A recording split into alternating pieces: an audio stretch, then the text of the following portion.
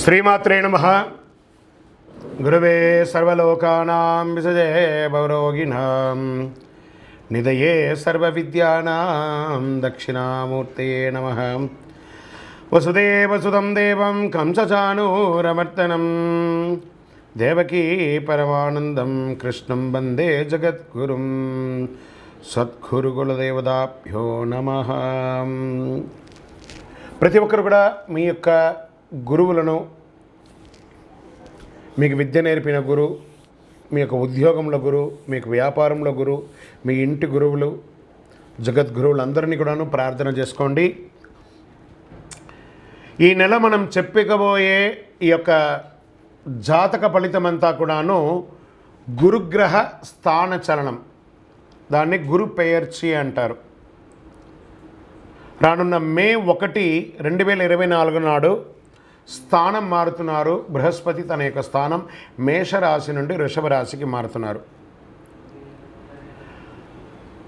మే 1వ తేదీ క్రోధినామ సంవత్సర చైత్రమాసం కృష్ణపక్షం శ్రవణ నక్షత్ర బహుళపక్ష అష్టమి మధ్యాహ్నం 1 గంటకు మేషరాశి నుండి వృషభ రాశికి మారుతున్నారు బృహస్పతి.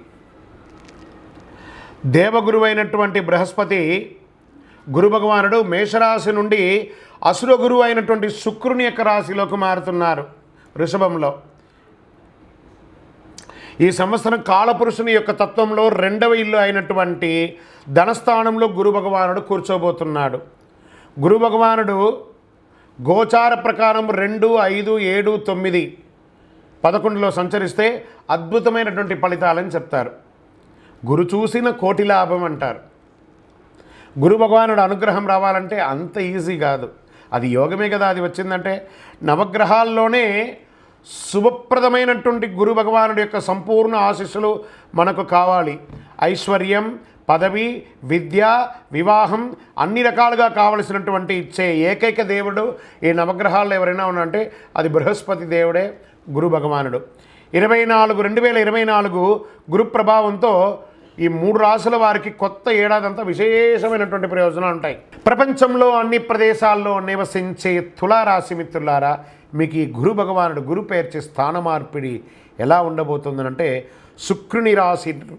శుక్రుని రాశినాథుడుగా పొందిన తులారాశి మిత్రులారా, ఈ యొక్క సంవత్సరం మీకు గ్రహస్థానం 7వ స్థానం నుండి 8వ ఆయుష్ స్థానానికి మారుతున్నారు.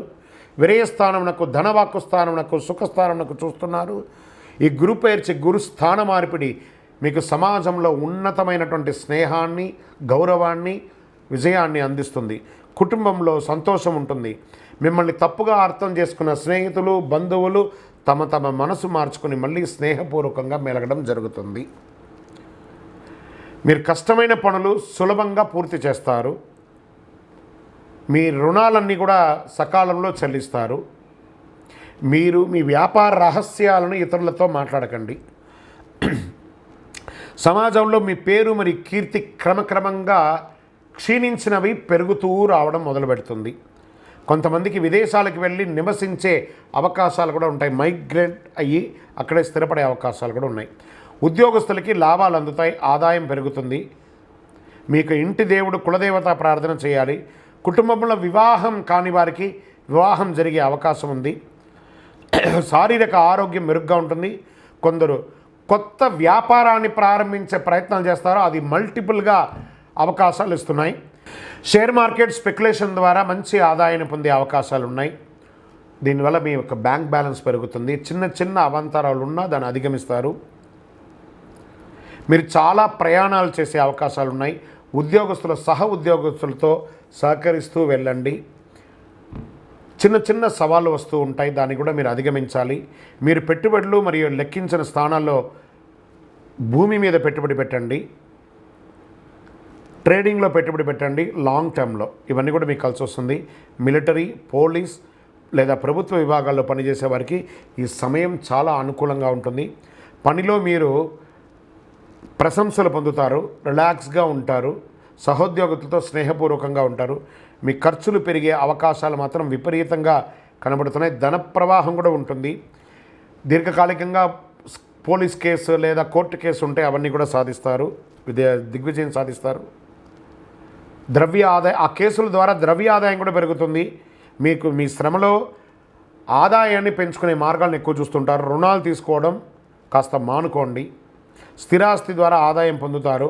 ఆధ్యాత్మిక నిశ్చిత్వం పెరుగుతుంది. వారసత్వ సమస్యలు సాపిగా పరిష్కరిస్తారు. విదేశాల్లో చదువుకోవాలనుకునే విద్యార్థులకి ఇది ఒక మంచి యోగం. మంచి యూనివర్సిటీలో మీకు అవకాశాలు వస్తాయి. మీలో కొందరికి విదేశాల్లో స్థిరపడాలని కోరిక చూస్తారా, ఇది మంచి సమయం. ఏ రంగాన్ని ఎంచుకున్నా ఆ రంగం వారికి యోగం అండి. కాస్త వెన్నుగాయాలు, పగుళ్ళు వచ్చే అవకాశాలున్నాయి, కాస్త జాగ్రత్త పడండి. నరాలకు సంబంధించిన చిన్న చిన్న ఏది ఉంటుంది, డాక్టర్ని సంప్రదించండి. నిరుపేదలకు ప్రతి నెల ఒక్కసారైనా గురువారం నాడు మిఠాయి తినిపించండి, లేదా ఆకలిగా ఉన్న వారికి కాస్త కిరాణా కొనివ్వండి.